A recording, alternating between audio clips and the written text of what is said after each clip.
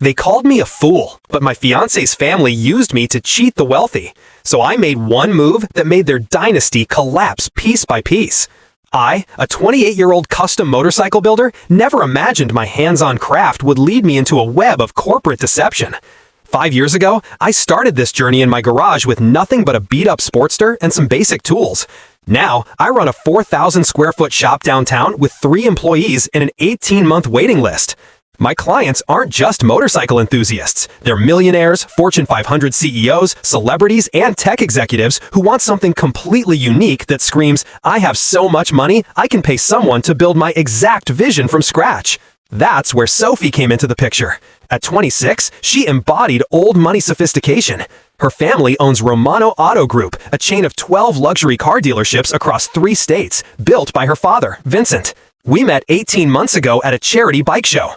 While most people just took photos, Sophie asked technical questions that showed genuine interest in the craft, not just the price tags.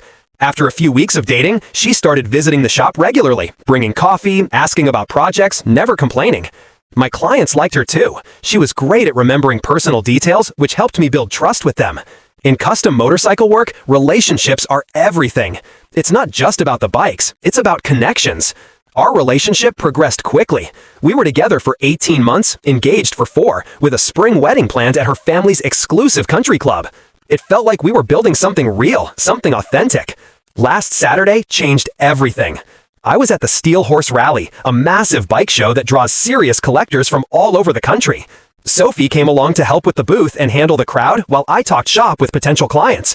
Around noon, she stepped outside to take what she called a quick family call, mentioning something about coordinating with her mother about wedding planning details. I was adjusting the lighting on the panhead display when I heard her voice through the thin convention center walls. These old buildings might as well have cardboard walls for all the privacy they offered. "Mom, he has absolutely no clue what we're really setting up here." I stopped what I was doing. Her mother, Patricia, handles sales operations for Romano Auto Group, so I figured they were talking about catering or venue stuff for the wedding. "Really though? Does James actually think you're just interested in motorcycles?" Patricia's voice was sharp, focused, like she was in a board meeting. Sophie laughed, but it wasn't the warm sound I'd fallen for over the past year and a half. This was cold, calculating. "Please, James is skilled, I'll give him that. But he's completely focused on the mechanical side. He has zero awareness of the business opportunities he's sitting on." My hands went still on the display lights. Business opportunities? What business opportunities? These aren't just motorcycle clients, Mom. These are millionaires who collect toys, tech executives, pharmaceutical company owners, entertainment industry people. They don't just buy bikes. They buy cars, boats, planes, whatever catches their eye. The convention noise around me, people talking, engines revving, music from other displays, all faded to background static. "And James has their complete trust," Patricia said. "Exactly. He builds their dream bikes, spends months working with them on every detail. They see him as this authentic craftsman who understands their vision. They trust his recommendations completely." I stood there among my custom builds, surrounded by machines I'd poured my soul into creating, watching my entire relationship reframe itself in real time. So once you're married, you're not just some car salesperson cold calling millionaires. You're the wife of their trusted motorcycle builder, right? Every custom build James delivers becomes a warm introduction to someone with serious disposable income. Every satisfied client becomes a potential luxury car sale. Dad's numbers show we could move an additional 50 high-end vehicles annually just from James's existing relationships. The piece of metal I was holding slipped from my hands and hit the concrete floor with a sound like a gunshot. A couple people looked over, but I barely noticed. "What about when he catches on?" Patricia asked. "He won't," Sophie said with complete confidence. "James thinks with his hands, not his head. He sees a beautiful motorcycle. I see a networking opportunity with someone who has $200,000 to spend on toys. He's too grease monkey-minded to think like a business person."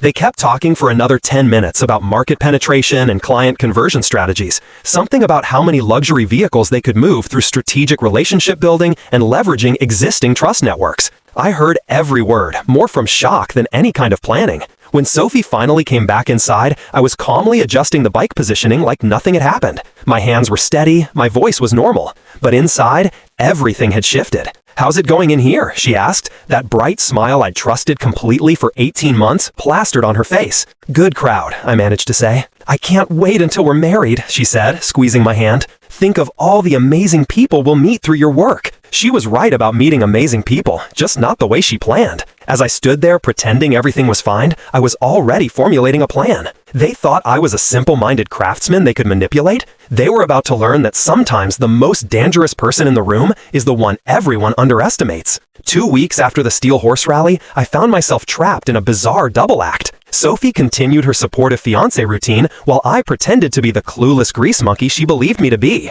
This performance was becoming increasingly exhausting, especially since Sophie had somehow gotten better at the act since the bike show. It was as if she was doubling down on being the perfect girlfriend now that our wedding date approached. Yesterday, she brought me lunch at the shop, homemade sandwiches, my favorite chips, even remembering I like my coffee black. She sat there watching me work on a vintage shovelhead restoration, asking all the right questions about the rebuild process. But now I heard everything differently. When she asked about the client, I knew she was gathering intel. When she complimented my craftsmanship, I knew she was thinking about how to sell it to her family's customers. When she talked about our future together, I knew she meant their business expansion plans. The worst part happened yesterday when she suggested I reconnect with Matthew Chen, a tech entrepreneur who commissioned a custom electric bike conversion last year, dropping $85,000 on what was basically a science project. The guy had vision, but more importantly, he had connections. Sophie sat there all casual, picking at her salad and said, "You two really connected during that build. Maybe we should have him and his wife over for dinner sometime." Translation, let me start working my magic on a guy who clearly has money to burn on expensive toys. I played along perfectly. That's a great idea. Matthew is cool people. I'll reach out soon. What I didn't mention was that I'd already called Matthew that morning, not for dinner, but for something way more useful. After the audio wake-up call at the bike show, I'd done some digging into Romano Auto Group.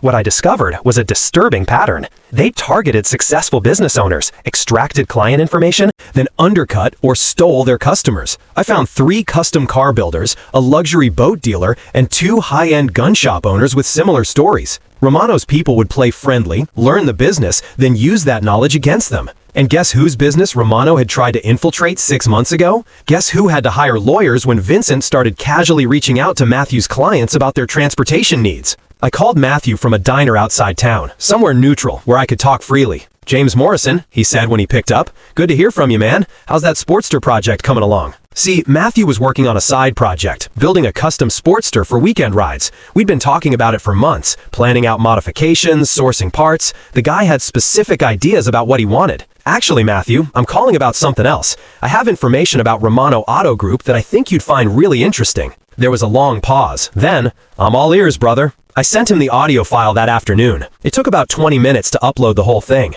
My phone recording wasn't great quality, but it was clear enough. Matthew called back within an hour. "Holy crap, James. Do you realize what you just handed me? Evidence that they've been using personal relationships to steal business intelligence. Evidence that explains how they knew about my client meetings before I even had them. They didn't just try to poach my customers. They somehow had inside information about private consulting contracts. I always wondered how they managed that." By the end of our conversation, we had a plan. Not just payback, but justice. These people had been systematically destroying independent businesses by weaponizing personal relationships. It was time to show them how that strategy works when it backfires. The motorcycle community is tight-knit, especially at the custom level. When builders find out they've been played, word spreads through every shop, every rally, every online forum. It's like a network effect, but instead of spreading good recommendations, it spreads warnings about people who can't be trusted. Matthew started reaching out to people he knew. So did I. The beautiful thing about the custom vehicle world is that reputation is everything. These aren't mass market customers. They're collectors, enthusiasts, people who care about craftsmanship and authenticity. When they find out someone's been running a con game, they don't just stop doing business with them, they make sure everyone else knows about it too.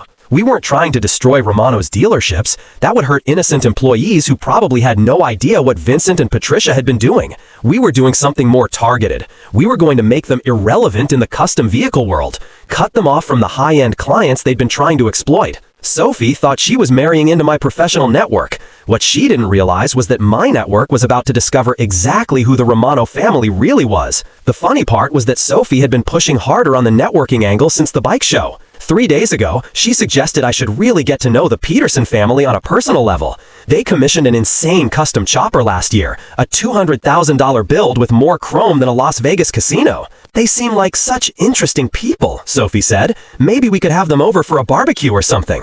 Right, let me just invite my clients over so you can start your luxury car sales pitch in my backyard. I agreed enthusiastically and said I'd mention it next time I talked to them. What I didn't say was that I'd already warned the Petersons about what to expect if Sophie ever approached them about anything car-related. Yesterday, I was working late on a custom tank fabrication when Sophie stopped by the shop. She does this sometimes, brings coffee and sits in the corner while I work. I used to think it was sweet, her taking interest in my craft. Now I knew she was probably taking mental notes about everything she saw and heard. Busy day? She asked, settling into the folding chair I keep by my workbench. Yeah, good busy though. Got 3 builds in progress, 2 more starting next month. That's amazing. Your reputation is really growing. It's the work that speaks for itself, I said, not looking up from the metal I was shaping. People appreciate quality craftsmanship. They also appreciate working with someone they can trust, she said. That's probably the most important part. The irony was so thick I could have cut it with my plasma torch. Trust is everything in this business, I agreed. Once people know they can rely on you, word spreads fast. Exactly. And word spreads the other way too, if someone proves they can't be trusted. I looked up at her then, wondering if she was testing me somehow, trying to figure out if I suspected anything. But her expression was completely innocent, just making conversation about business philosophy. That's when I realized how good she was at this. 18 months of practice lying to my face, and she'd gotten really comfortable with it. It made me wonder how many other people she'd run this kind of game on. How many other relationships she treated like business opportunities. The motorcycle builder who creates one-of-a-kind machines had just created a one-of-a-kind problem for some very greedy people, and they had no idea what was coming. Matthew wasn't kidding about his connections. He'd been making rounds, sharing my audio file with shop owners who'd had mysterious business problems over the past few years. Iron Horse Customs was the first to respond. When Tommy, the owner, heard the recording, everything clicked into place. Romano had forced them into bankruptcy 2 years ago by underbidding every major contract with eerily precise details about pricing, parts, and client behavior. Tommy had kept records of it all. Within days, he was on the phone with his lawyer about reopening a business interference case. But here's where it gets interesting. While all this legal stuff was brewing in the background, Sophie had no clue any of it was happening. She'd been busy planning our wedding and dropping increasingly obvious hints about which clients I should really develop relationships with. 4 nights ago, she brought up the Blackstone commission I was starting next month. Robert Blackstone was a tech executive with deep pockets and an appreciation for unique craftsmanship. Sophie sat there during dinner, twirling pasta around her fork like she was discussing the weather. He seems like such an interesting person, she said. Really successful, obviously wealthy. Maybe I could come by when he's picking up the bike, meet him properly. The casual way she said it was almost artistic, like she just happened to be curious about meeting my client, not planning to size him up for a luxury car sale. I agreed immediately. Great idea. I'm sure he'd enjoy meeting you. What Sophie didn't know was that Robert Blackstone already knew everything. Matthew handled some of his business consulting, and Robert had heard the recording.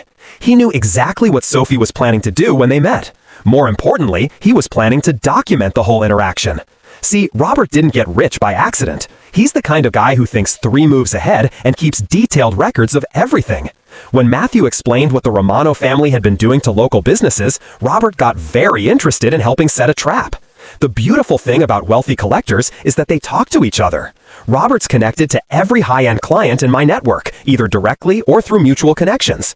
Word about Romano's business practices was spreading through their circles faster than gossip at a country club. Yesterday brought something I wasn't expecting. Sophie's dad, Vincent, called my shop directly. Not through Sophie, not through family channels. A direct call to Morrison Custom Motorcycles during business hours. "James, my boy," he said in that friendly tone that probably works on people who haven't heard his daughter call them simple-minded. "I was wondering if we could grab lunch, man-to-man talk about some business opportunities." Business opportunities. The same phrase Sophie used when she was explaining to her mom how they plan to exploit my client relationships. I accepted. Obviously, when someone's about to reveal their entire strategy, you let them talk. We met at Romano's corporate office. The place screamed money. Polished marble floors, expensive art on the walls, a showroom full of luxury cars that most people only see in magazines. "You know, James," he said, while showing off photos of himself with various celebrities and politicians, "successful men understand that business is about relationships, building networks, creating partnerships that benefit everyone involved." "Absolutely," I agreed. "Mutual benefit is everything." "Exactly. And with your relationships in the custom motorcycle world, your reputation with these wealthy collectors, combined with our sales infrastructure," he gestured toward the showroom floor like he was presenting the crown jewels. "The possibilities are endless." Then he laid out their entire strategy. How my client relationships would feed their luxury car sales, how Sophie's natural social skills would be perfect for client development, how my motorcycle business could become lead generation for automotive sales. The guy spent 2 hours explaining in detail how he planned to exploit my professional relationships for his family's profit. "We're not just gaining a son-in-law," he said, pointing to a wall of sales awards. "We're gaining a business partner who brings exactly the clientele we want to reach." I nodded appreciatively. "Partnership makes sense. You get it. Most young guys think small. They focus on their craft instead of the bigger picture. But you understand business. You see the potential." The whole time, my phone was recording everything from my shirt pocket. 2 hours of Vincent Romano explaining how Sophie's engagement to me was strategic business development disguised as romance.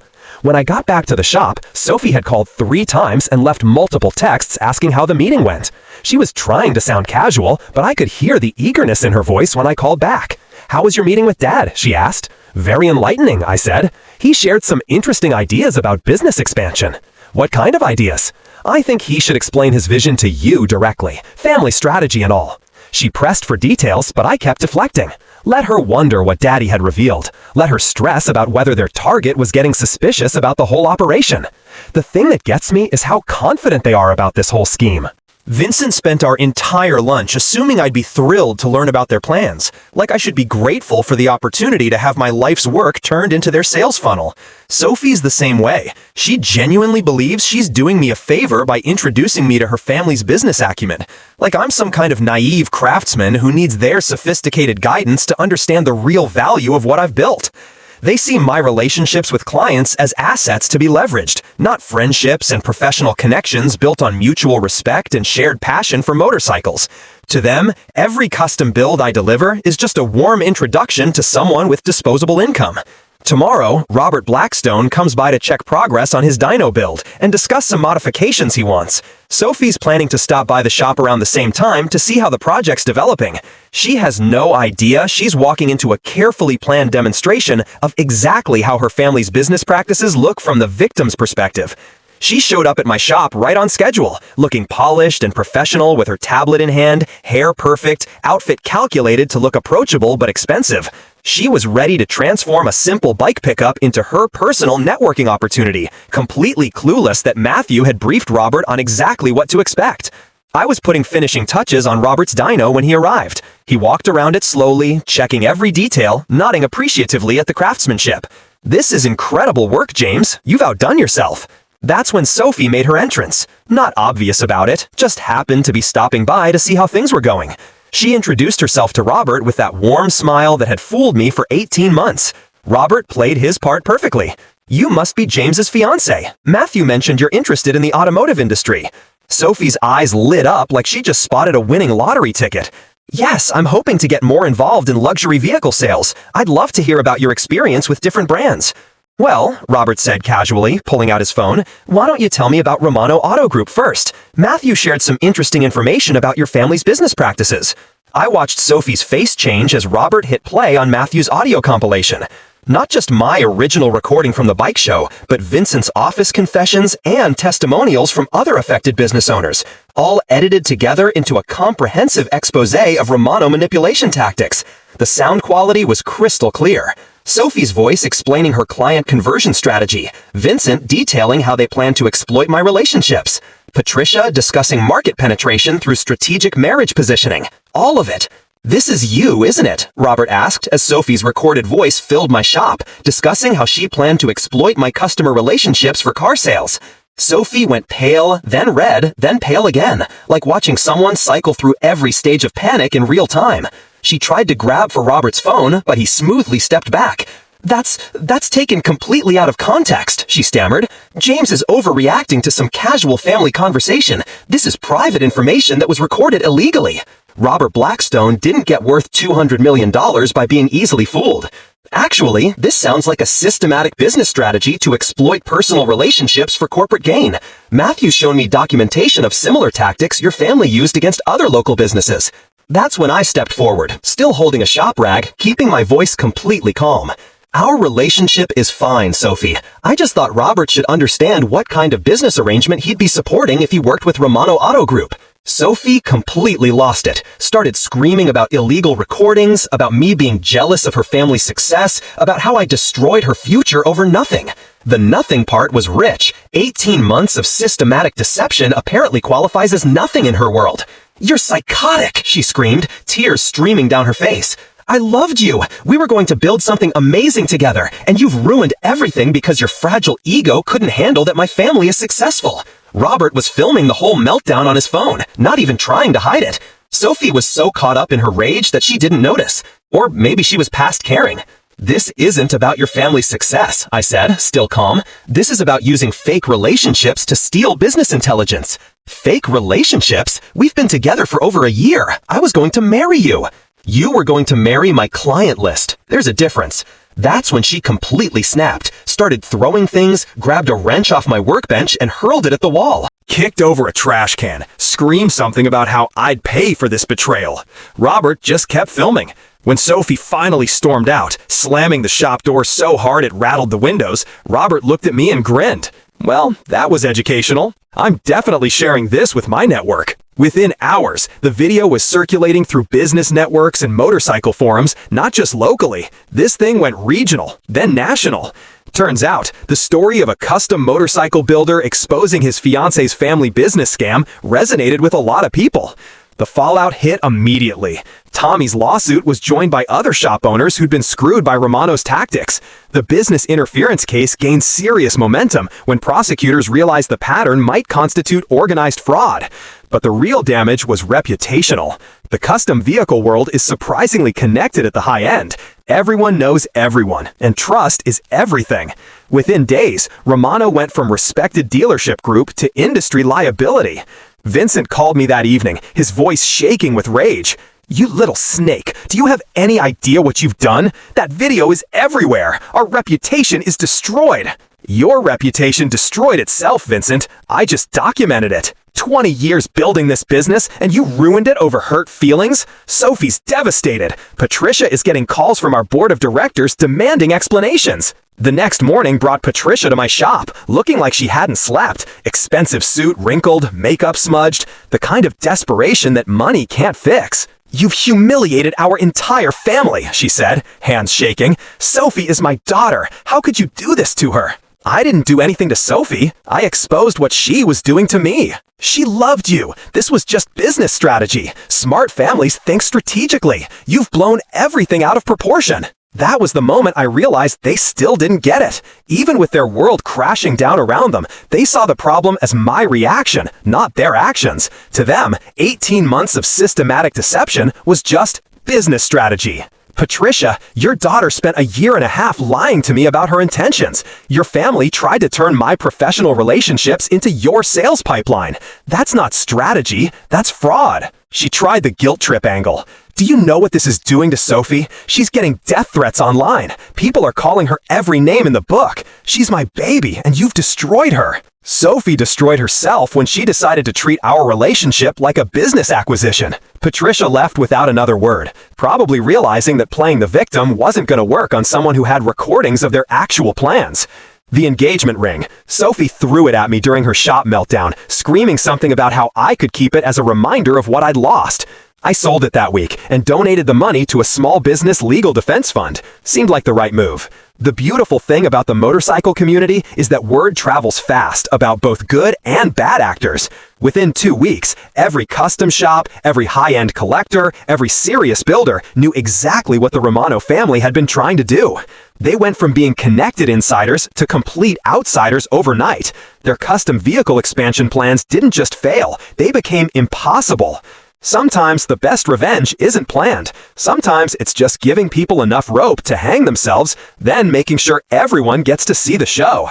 2 weeks after the Blackstone video went viral and the Romano family was in full panic mode, Their idea of damage control? Threats, lawyers, and more of the same entitled behavior that got them into this mess in the first place.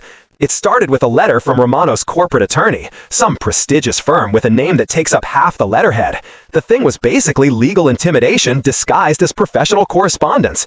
They were claiming defamation, unlawful recording, and intentional interference with business relationships. Demanded I cease and desist all harmful activities and pay damages for reputational harm. The amount they wanted? $2 million for emotional distress and business losses directly resulting from my malicious actions. I forwarded the whole thing to my cousin who practices law downtown. He read it and started laughing so hard I thought he might need medical attention. James, this is what we call a slap suit, strategic lawsuit against public participation. They're trying to scare you with legal fees to shut you up. Can they actually do that? They can try, but everything you shared was true. Truth is an absolute defense to defamation. Plus, they're the ones who called you in the first place. You didn't seek them out. He helped me draft a response that basically said, prove it or shut up, in fancy legal language. Something about how they would have to demonstrate actual malice and false statements, which would be difficult considering I had recordings of them admitting to everything. That's when Sophie decided to escalate things personally. Last Thursday around 9 p.m., I heard pounding on my front door like someone was trying to break it down. Not knocking, full-on hammering with both fists. I looked through the peephole and saw Sophie standing there, face red with fury, still in business clothes like she'd driven straight from wherever she'd been. I opened the door and she immediately started screaming. How could you do this to me, James? How could you destroy my entire life over nothing? My neighbors were definitely getting a show. Over nothing? I kept my voice calm, which seemed to make her even angrier. Sophie, you spent months planning to exploit my business relationships for your family's profit. That's not what it was. You're twisting everything. We could have had an amazing life together, and you threw it all away because your ego couldn't handle that my family is successful. She was loud enough that I'm pretty sure the whole block heard every word. You humiliated me in front of everyone, Sophie continued, tears mixing with rage. That video is everywhere. My friends have seen it. Our clients have seen it. Do you know what you've done to our reputation? I know exactly what I've done. I've shown people who you really are. Yes, there were business advantages, but that doesn't mean I didn't care about you. The business advantages line was perfect. Even in her rage, she couldn't help but frame our relationship in terms of corporate strategy. Sophie, you called me a grease monkey who was too simple to understand business. You said I was easy to manage because of my modest background. You planned to turn my client relationships into your family's sales pipeline. Those were just words, private words. You had no right to record me. She tried switching tactics, going from anger to desperate pleading. We can fix this, James. The video will fade away. People will forget. We can still get married, still build something together. Build what? A relationship based on 18 months of lies? Not lies, strategy. Every successful couple makes strategic decisions together. That's when it really hit me. She still didn't get it. Even with her world collapsing around her, Sophie couldn't understand the difference between partnership and exploitation. To her, treating me like a business asset was just strategic thinking. You need to leave, Sophie. You're going to regret this, she screamed as she walked back to her BMW. My family has connections and resources you can't imagine. We'll make you pay for what you've done to us. She peeled out of my driveway, tires squealing loud enough to wake the dead, leaving my quiet neighborhood to return to normal while I dealt with concerned neighbors asking if everything was okay. The next morning brought a new legal letter, this one threatening a lawsuit for emotional distress, business interference, and violation of privacy. They wanted damages, injunctions, and basically everything short of my firstborn child. My cousin read through it and shook his head. They're throwing everything at the wall to see what sticks. But James, emotional distress claims are hard to prove when the plaintiff is the one who initiated the fraudulent behavior. What about the violation of privacy angle? They called you. You answered. Conversation happened in a public space during a business call. They don't have much ground to stand on. 3 days later, Vincent himself showed up at my shop, not angry this time.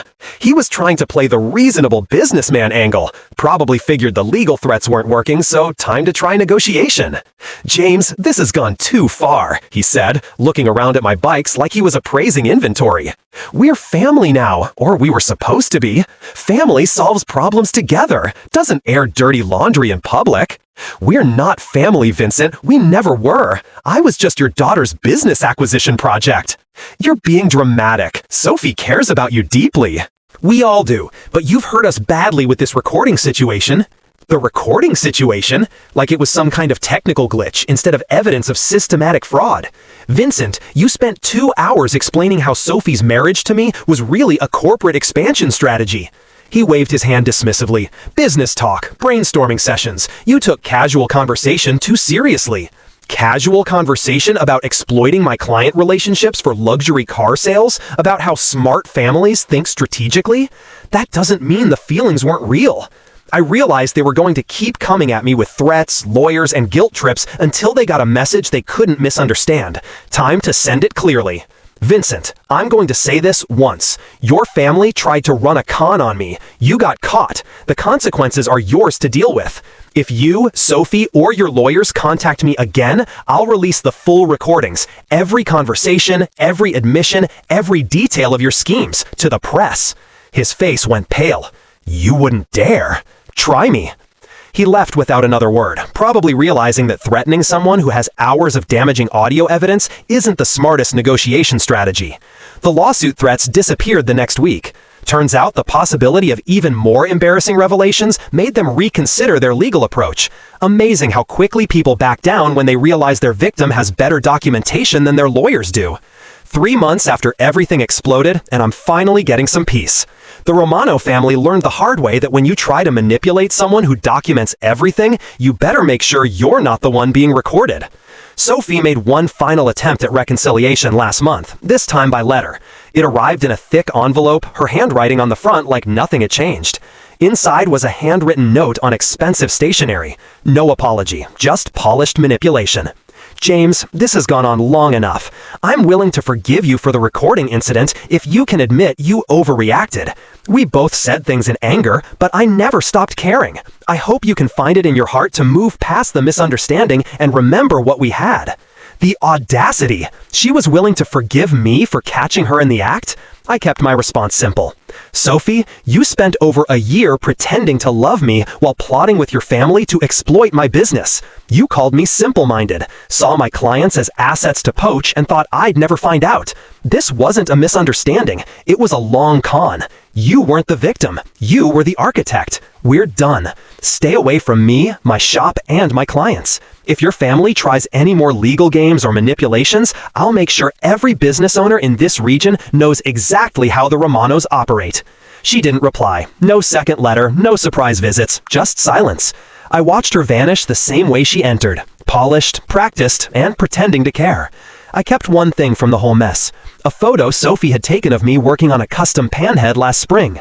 She'd captured this moment where I was completely focused on the engine work, totally absorbed in the craftsmanship. At the time, I thought she took it because she appreciated my passion for the work. Now I realize she probably took it as documentation for her family's business planning, evidence of the grease monkey they were planning to exploit. But looking at that photo reminds me of something important. I was genuine throughout our entire relationship. I loved what I thought we had, worked hard to build something real.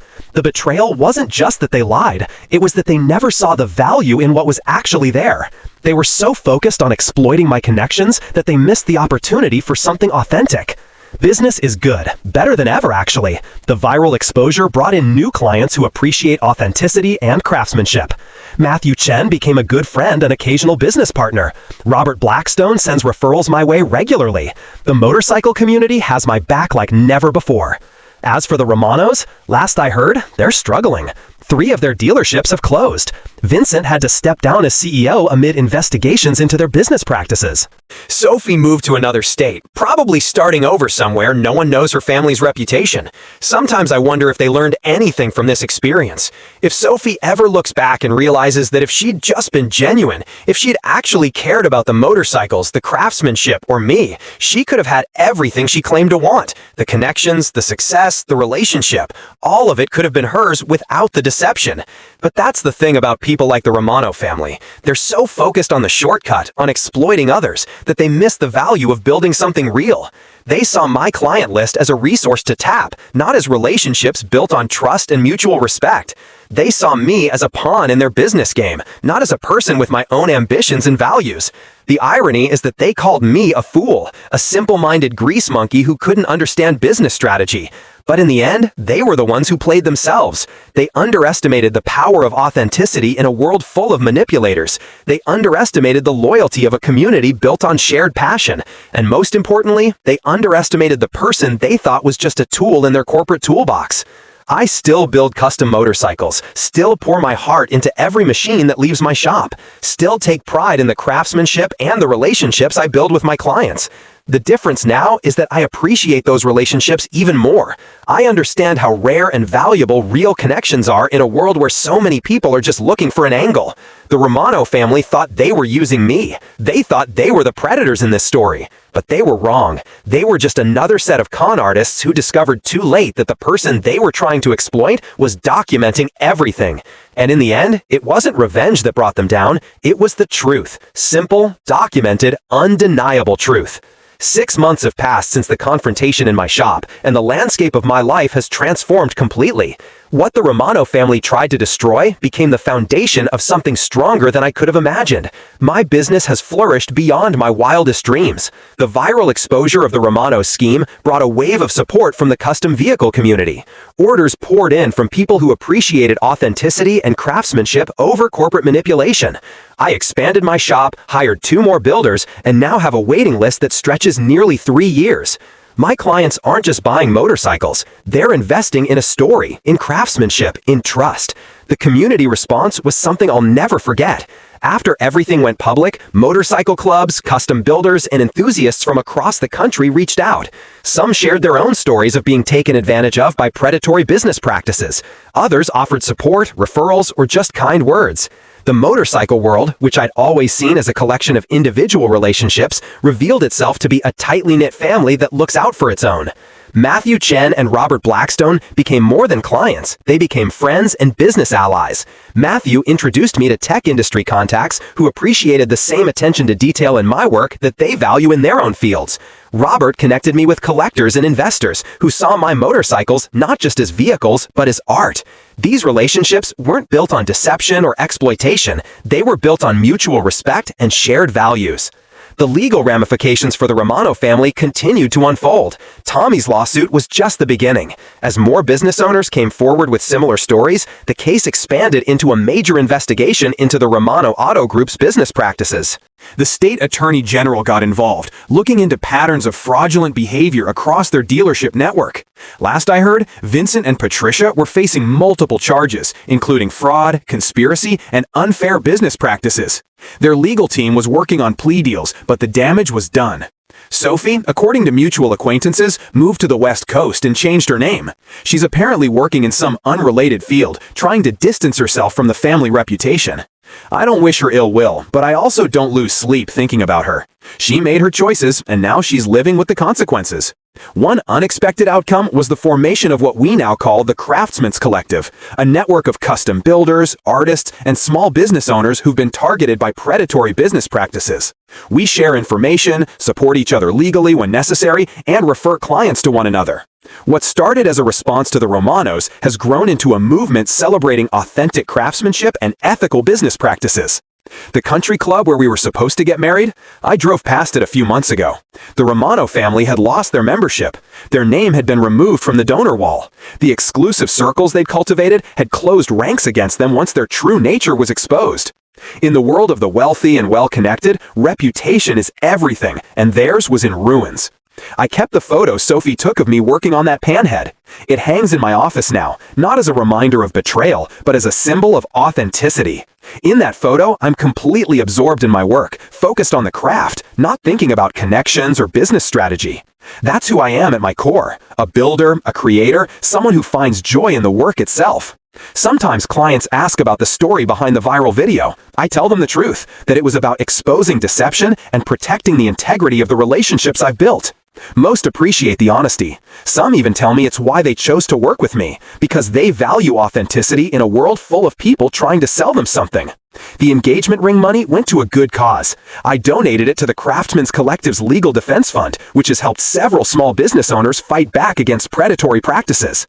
The fund has grown substantially thanks to donations from people who heard the story and wanted to support ethical business. Life is simpler now. I focus on the work, on the relationships that matter, on building things with my hands that bring joy to others.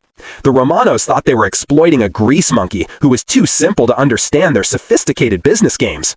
What they never realized was that my simplicity was my strength, that by focusing on the work, on authenticity, on building real relationships, I was creating something they could never understand, a business built on trust rather than exploitation. They called me a fool. They thought I was clueless about the business opportunities I was sitting on. But in the end, I understood something they never could. That the most valuable business asset isn't a client list or a network of connections, it's integrity. And that's something you can't fake, no matter how sophisticated your con game might be. The Romano dynasty collapsed piece by piece, not because of some elaborate revenge scheme, but because it was built on a foundation of lies and exploitation. And foundations like that always crumble eventually. As for me, I'm still in my shop most days, covered in grease, working on motorcycles that will become someone else's pride and joy, and I wouldn't have it any other way.